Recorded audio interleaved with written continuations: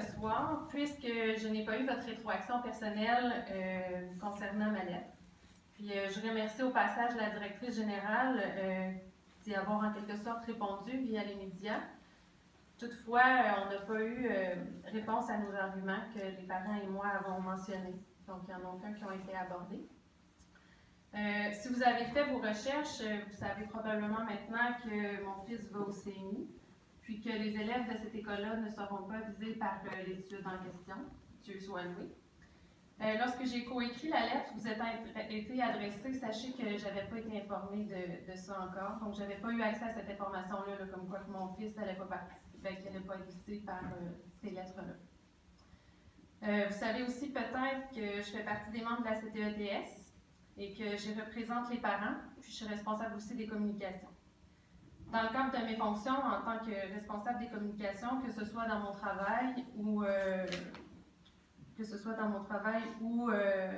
dans le fond de tous les jours, dans mon travail de tous les jours ou pour la CTETS, l'éthique a toujours été une chose importante, voire primordiale, qui guide mes actions. C'est pourquoi je me suis tout de suite intéressée à votre code d'éthique à la commission scolaire. Pour moi, cette lettre-là, ces lettres-là envoyées aux enfants, ça faisait aucun sens. Puis quand j'ai lu votre code d'éthique, je dois dire que ça a été encore plus criant, là, ce non-sens-là pour moi.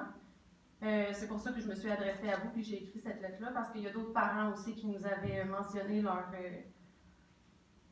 étonnement puis leur colère envers cette action-là. Donc, comment d'une part, la Commission peut-elle se doter d'un code d'éthique qui dit s'inscrire dans le cadre des valeurs de promotion et de respect des droits de la personne qui sont véhiculés dans certains textes juridiques? Et ça, je l'ai pris de votre code d'éthique. Mais d'une autre part, permettre qu'on demande le consentement des parents pour étudier l'efficacité d'un produit chimique sur la réduction de la carie, alors qu'on ne leur demande pas leur consentement pour leur administrer ce dit produit. Donc, on demande le consentement des parents pour les étudier, mais on ne demande pas le consentement pour qu'ils ingèrent ce produit-là. La fluoration, c'est ça, hein, c'est une médication de masse. C'est un produit chimique qu'on administre à toute une population sans son consentement et qui va à l'encontre de la Charte des droits et libertés de la personne.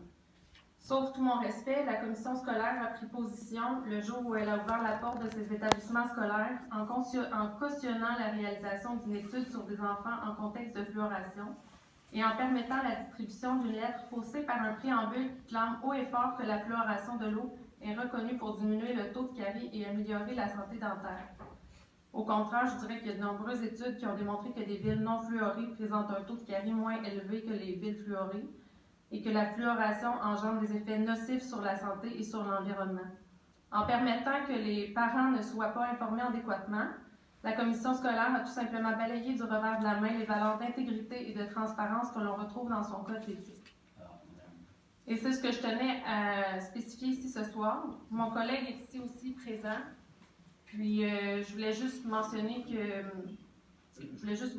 ça, puis garder ça en tête quand vous l'écouterez, parce qu'il a une demande à vous faire. On va commencer par vous répondre